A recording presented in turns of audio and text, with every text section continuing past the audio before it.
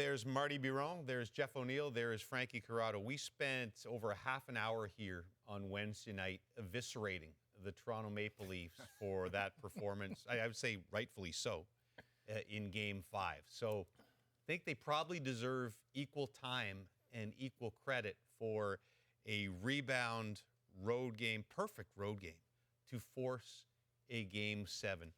Considering the pressure that was on them after that performance, considering the opponent, the Cup champs at home, did that win impress you almost as much as the loss disappointed you the other night? Absolutely, James. It really did impress me. It was a gutsy performance, and I think anybody in the fan base, that's all they expect out of these guys. And they proved me wrong, because after the last game, I said it was very unlikely that they would be able to pick themselves off the mat and perform down in Florida, and that's exactly what they did. And they weren't liars, because all they said after the game was, we just have to reset, we have to refocus. And the best thing about tonight's performance is that's the only way they could have played that game to get the win out of Florida. They committed to the only game available tonight. Capitalized on a couple opportunities. They avoided that big gaffe. They had solid goaltending, and one of their best players, their best player, capitalized on one of the opportunities. It was a blueprint for a road win down in Florida, and they got it done. Full credit to the Toronto Maple Leafs for playing that game the way they did. One of the things that we've heard from, the coach or the general manager this season is they want this to be a team. This is not defined by just 4 players. This is defined as how can this group win together as a team. And you look from the goaltender on out. Joseph Woll was excellent. Defensively, they didn't give the Florida Panthers anything. They didn't make the unforced errors like Jeff talked about. And then offensively, they capitalized on their chances. They were opportunistic. They didn't force feed pucks into areas they didn't have to. From top to bottom, this was an excellent team effort from the Toronto Maple Leafs. And what a difference from Game 5 to Game 6. They fully deserve that win. It did feel like Game 4, though. A tight game in Florida where Florida was up 1-0, and, you got the second goal late. And this felt the same thing. But one thing that was clear is that the Toronto Maple Leafs needed to play better in the first period. They had 4 shots in the first period in Game 4. They only had 6 in Game 5. So the first period, they outshoot Florida 7-2.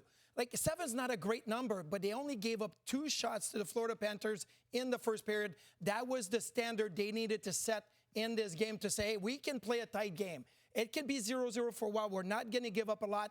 And I felt like that was a perfect game plan.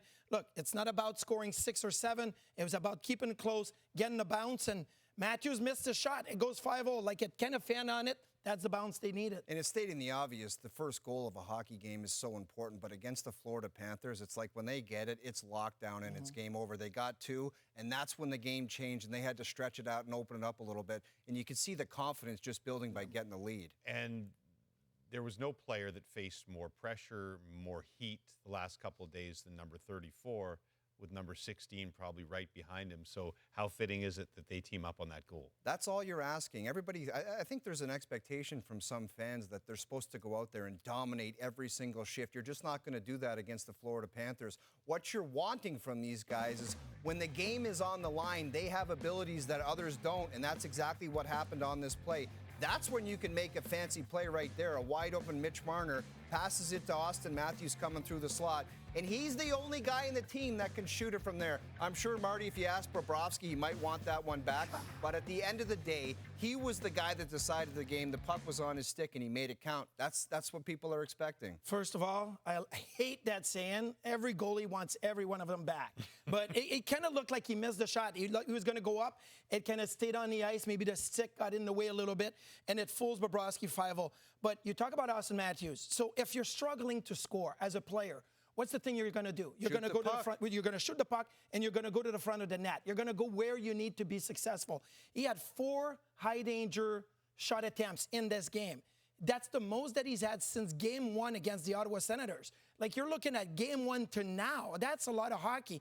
And he hadn't been going to the front of the net. He was staying a little bit around, hoping that his shot was going to be enough. When he goes to the front of the net, now he got the success on a shot, but I think his game was better and a bounce was going to come. And we could say that, hey, maybe it wasn't the shot he wanted. We don't know that. Auston Matthews is so deceptive with the way he shoots the puck. We could say Bobrovsky wanted it back, but it means more for Auston Matthews to beat a goaltender clean with his shot than it would be if it got deflected or goes off a shin pad in front of the net, because now you're going to Game 7 and you're like, you have that belief because you just saw it. You know you can put one past that goaltender clean. That should lead to more confidence. And usually when you get that type of goal, what happens? Floodgates open, right? like and you're that hoping, talk, Marty. I like that you're talk. hoping that's the way.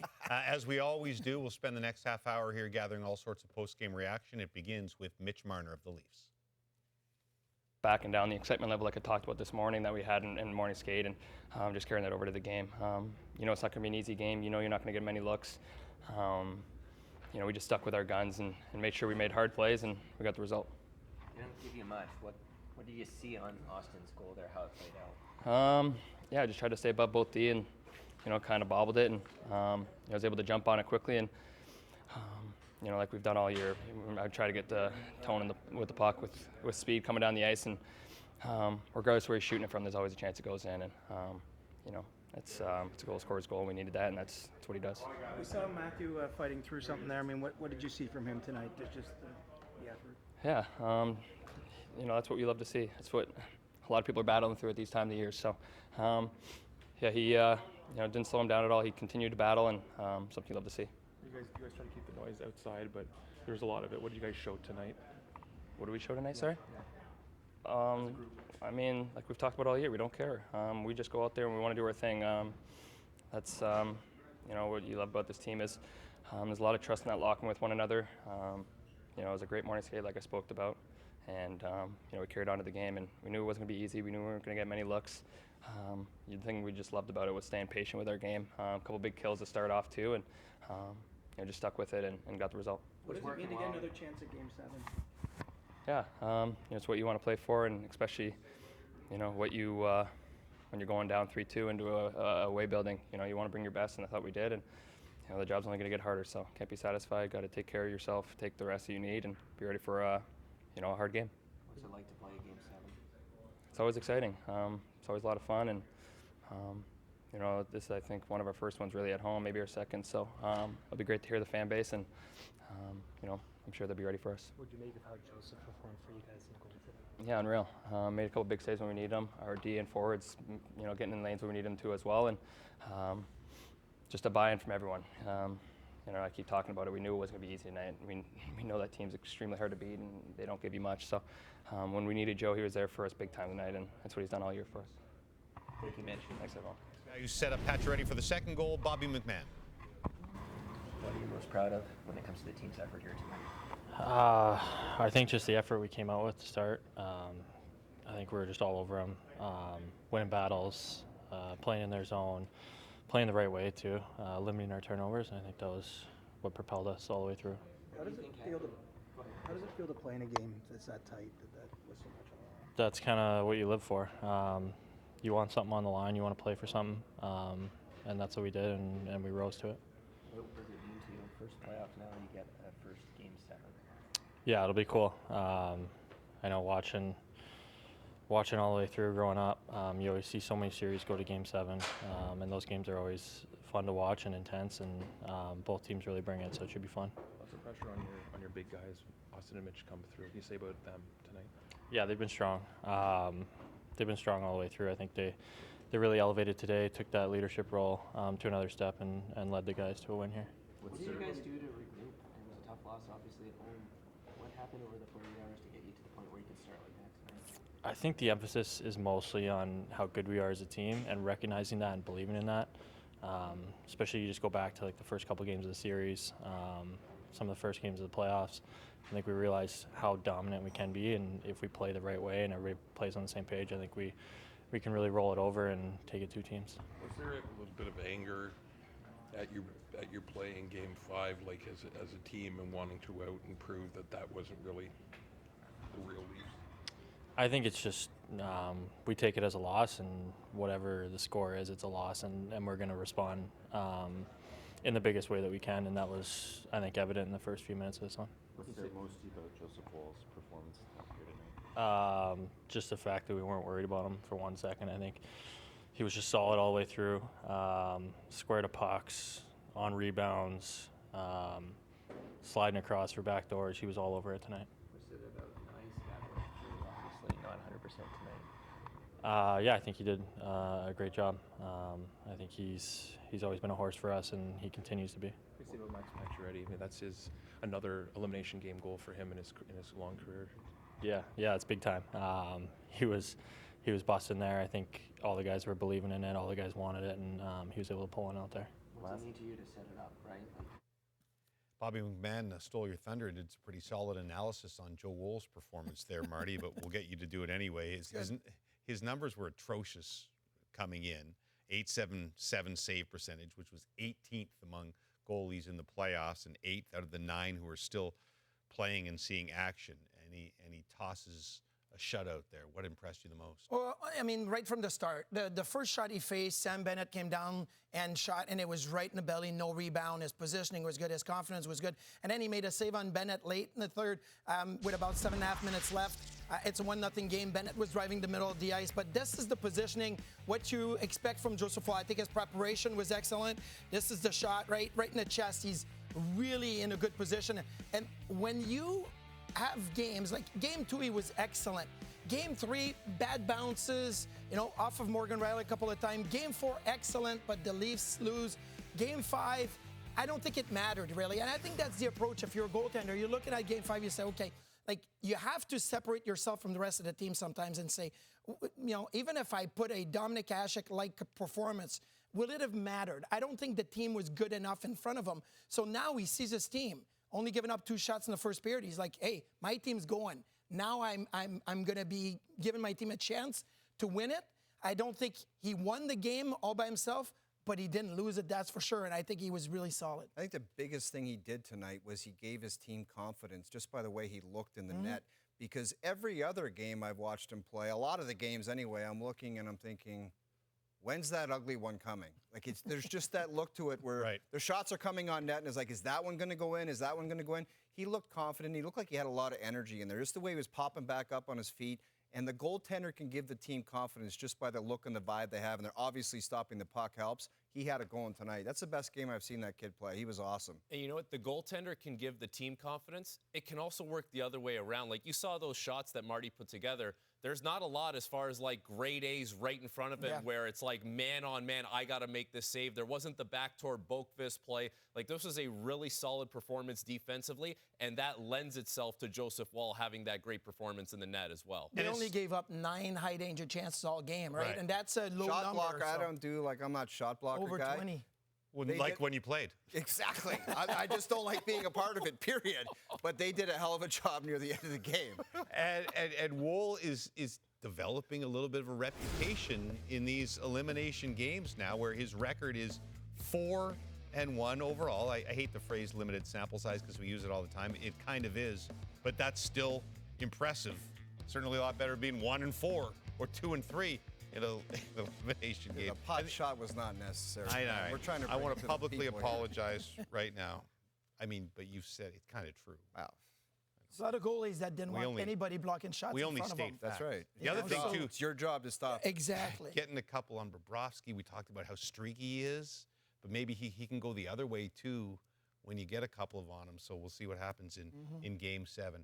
Max Pacioretty scores a goal. Again, let's put this in context. He started these playoffs in civvies, wearing a suit, watching them play the Ottawa Senators, and now he's scored in both elimination games. It just goes to show you, like, it takes a team. It takes someone else to step up in a given moment, and it's not always going to have to be 34-16. But Max Pacioretty, a guy who's experienced, who understands what it takes in some of these situations, has found a way to break through. And that's something that, as we've talked about how things might look different this year compared to years past. That is something that continues to look different. He gets a really important insurance marker because you knew the Florida Panthers were going to have some kind of push. You go back to the Game 6 against the Ottawa Senators. He's the guy who scores the game winner in the clinching game. So, it's starting to see a little bit of like, what is the clutch factor for a guy like Max Pacioretty? Well, there's 2 moments that he's hand-delivered here so far in the playoffs. A couple things. You only get a certain amount of opportunities against the Florida Panthers, and they made them both count. Like, Max Pacioretty, that's a hell of a pass by Bobby McMahon, too. Like, that's a great job. Let's hear from one of the heroes, Max Pacioretty. What did the team show tonight?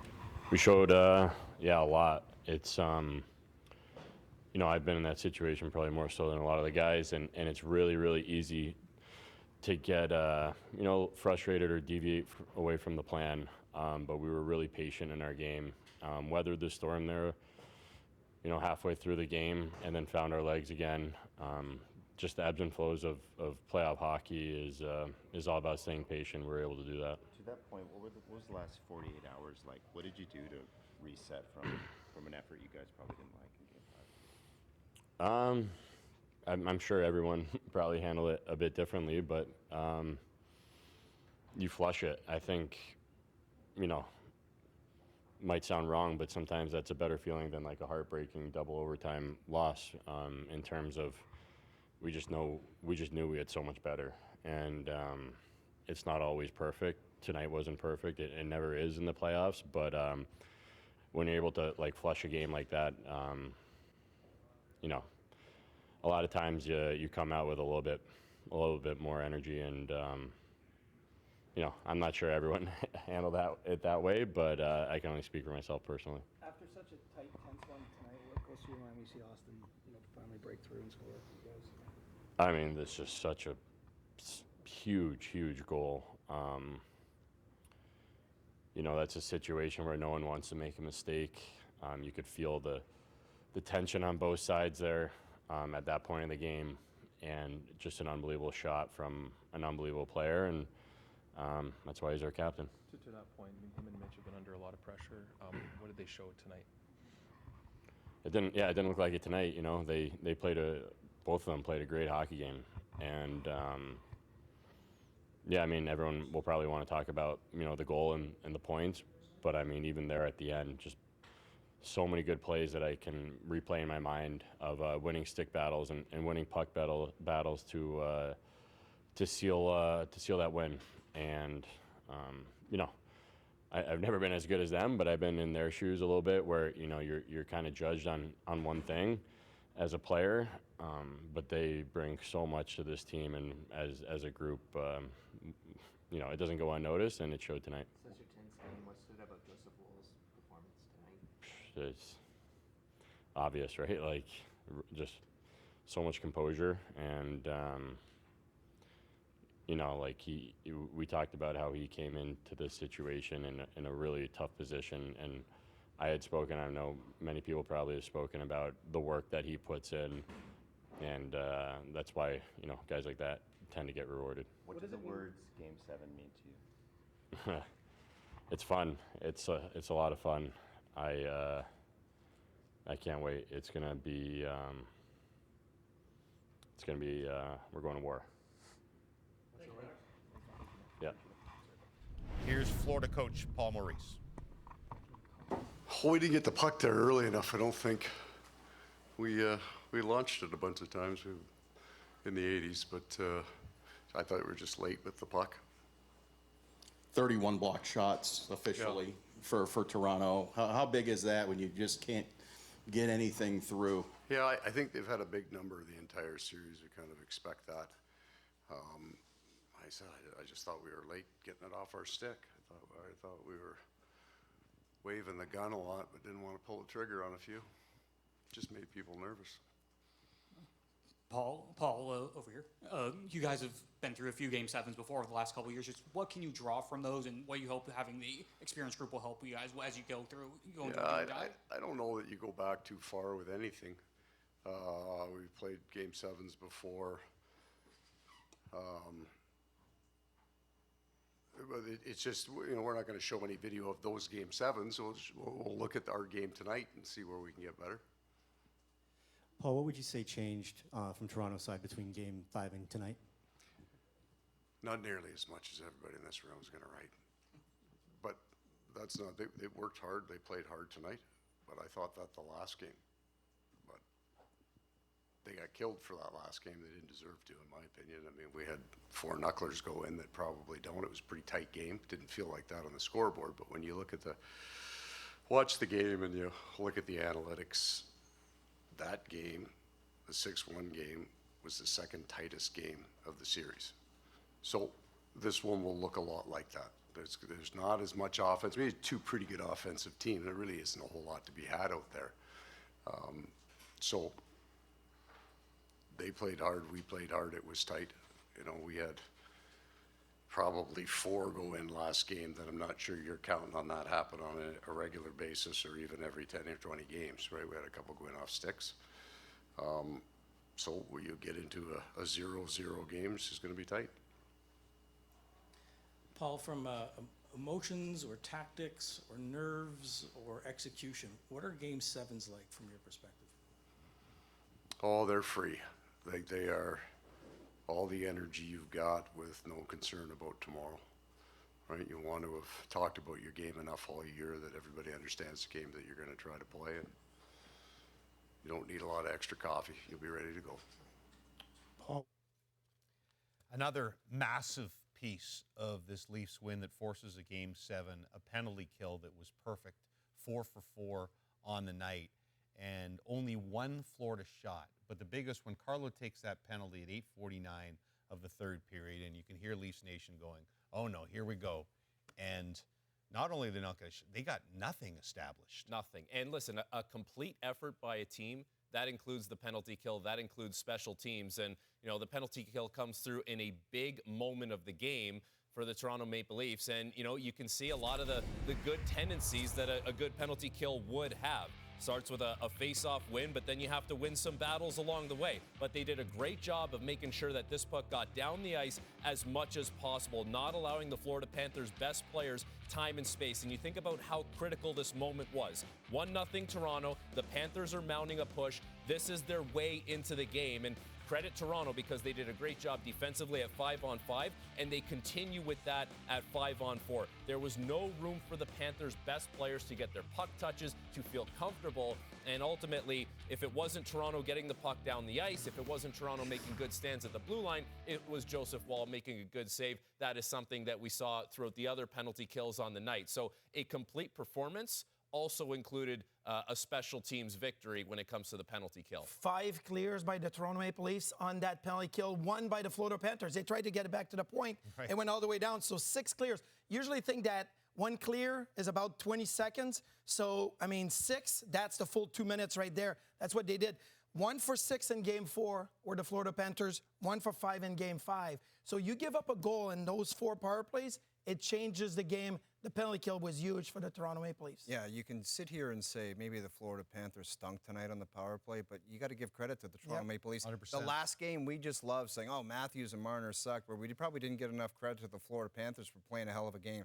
Tonight, it was on the other end of it. It was Toronto. You got to give them credit for forcing all those mistakes, getting clears. They were the better team. And obviously, the market in Florida, they don't get the kind of heat that it gets here, but the same thing this wasn't the performance that Toronto had in the last game. But I didn't see any jerseys going on the ice tonight. I mean, Barkov didn't do anything tonight. Reinhart didn't do anything. Bennett didn't do anything. That's been a story for Florida. It's not like Barkov's running away with things. Like it's not like Reinhart's really dominant. Like Matthew Tkachuk might be dealing with something, so he doesn't look quite like himself. It's not they've like been getting torched by the third line in Verhaeghe and Bennett. Right. That's who's torching them. So now there's suddenly heat on those guys to perform in. You're putting the Game 7. heat on them.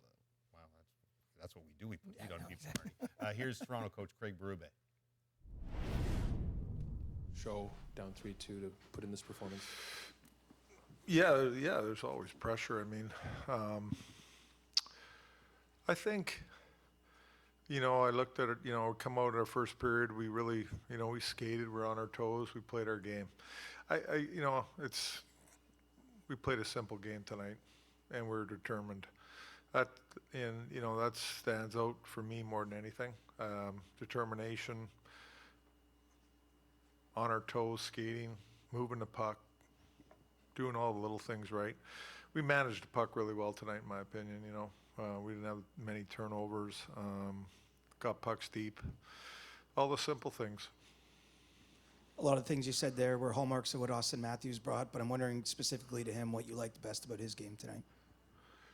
Well, yeah, I mean, I think it's Auston for me, it's almost consistently all nights is like he plays 200 feet for me. Touches all areas of the game and got a big goal for us tonight, obviously. Again, it starts with his determination, his leadership that way, rubs off on the rest of our team. when they see him going the way he was going tonight. I thought he was very determined tonight, competed extremely hard, and, you know, touched all areas of the game. What do the words Game 7 mean to you? Oh, well, they're fun. They're fun. Yeah. I think it means a lot to everybody. I think, you know, players, and I don't know how players think nowadays, you know what I mean? But, you know, when I was just growing up and, you know, all the people that I knew growing up, that they always dreamed about a Game 7. I think that's, you know, I mean, they're in big games, obviously, and a lot on the line. I mean, everything's on the line. You know, we gotta come out in Game 7 and do the same things we did tonight. It's not fancy. It's just competing. It's being direct. It's, you know, simple hockey. What was Matt Nyes dealing with? We don't know right now. Do you think he'll play Game 7? Well, I wouldn't know that question right now, but you know, he's dealing with something here that happened, and you know, we got to look at him and see how he's feeling tomorrow, and you know, we'll see how he is. Craig, what was your takeaway from the penalty kill tonight? Yeah, we did a good job killing. We were aggressive. Again, it goes to our 5-on-5 play. I thought that we were aggressive on our toes, you know, blocking shots, good sticks, all that stuff. Like, it's just playing on our toes more than anything. You know, with our PK was good tonight. Needed to be good. Craig, what was it like managing the Nyes situation tonight and trying to see where you could get him in? Just conversations with them, situational. I use them in situational play more than anything, you know, down the stretch there. And just, you know, if he was good to go or he wasn't good to go. So it was more sense me just talking to him on the bench and understanding where he was at the time. Craig, in 2019, you had the biggest of Game 7s. It doesn't get any bigger than Game 7 of a Stanley Cup final. What were the days and hours before that puck drop like for you, and how did you get your team prepared for the biggest stage? I don't think we prepared much differently than we normally do, you know. This was similar to a Game 7 tonight. You know, we had to win. And again, it's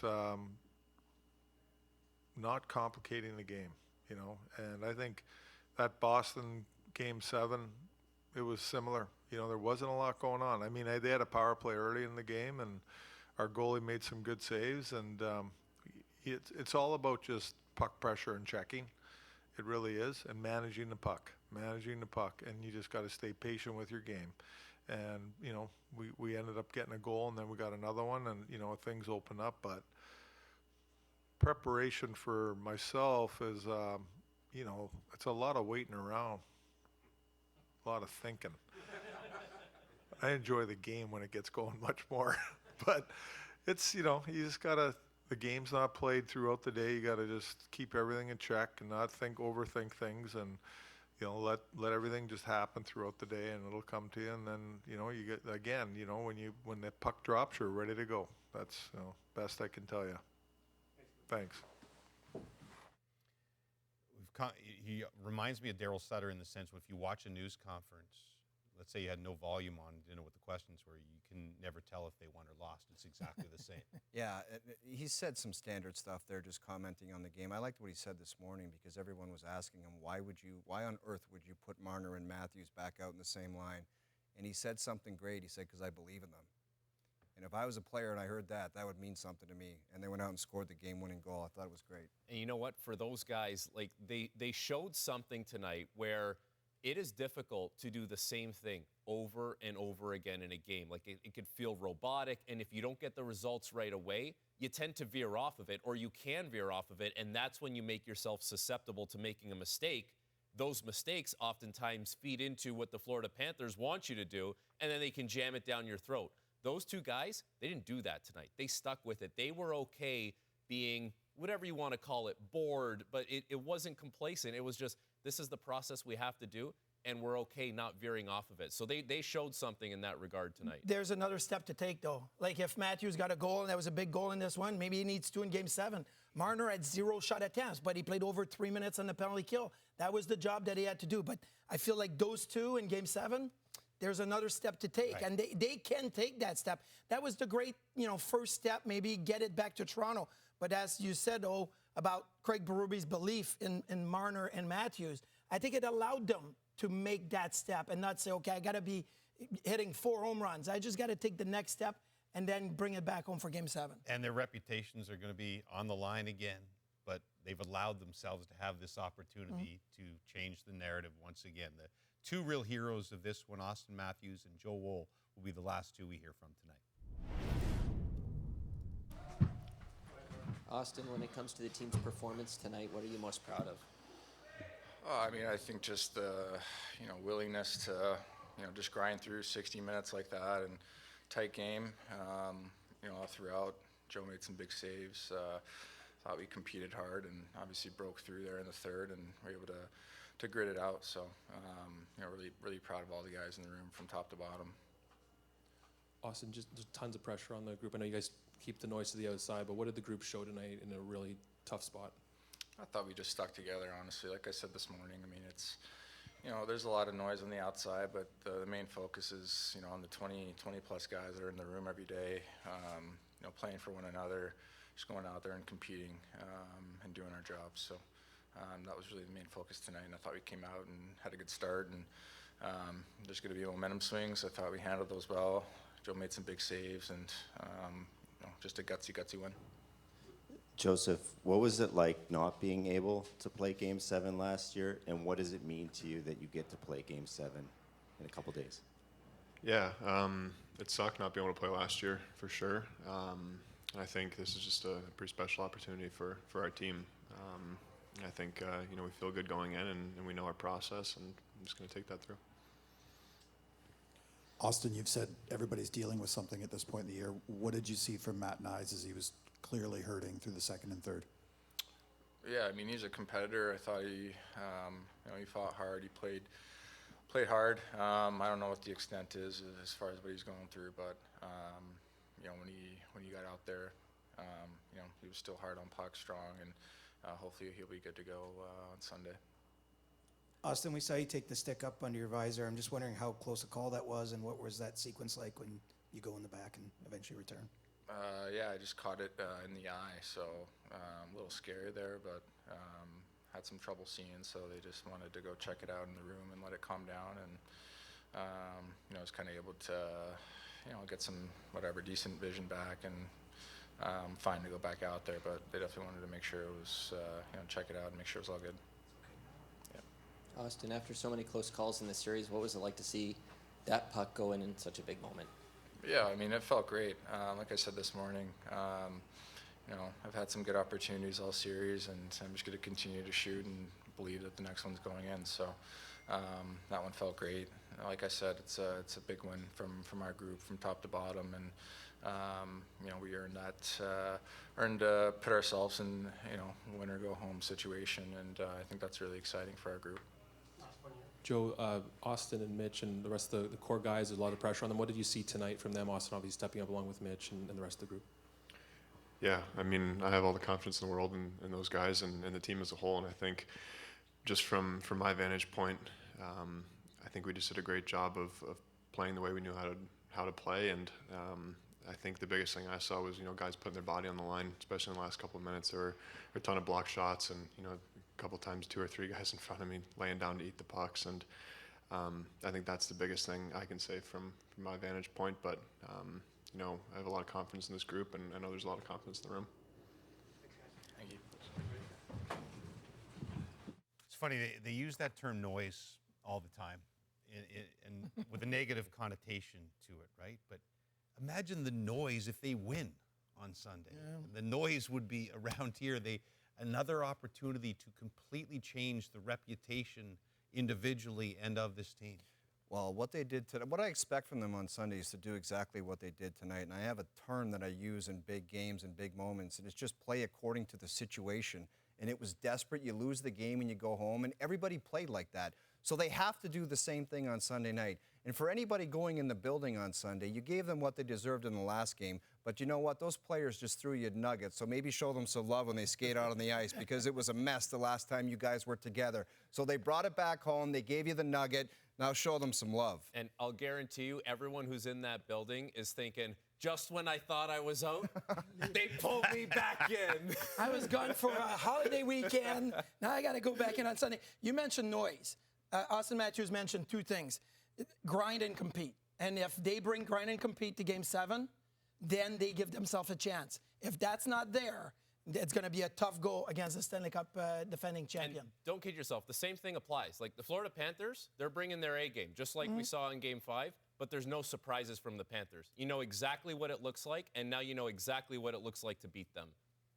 Don't forget, this entire postgame will be on YouTube. Game 7, last one for the Leafs, didn't end well last year against Boston. Last one for the Panthers ended with a Stanley Cup, although the last one for the Leafs coach also ended with a Stanley Cup in St. Louis. Everything on the line Sunday night.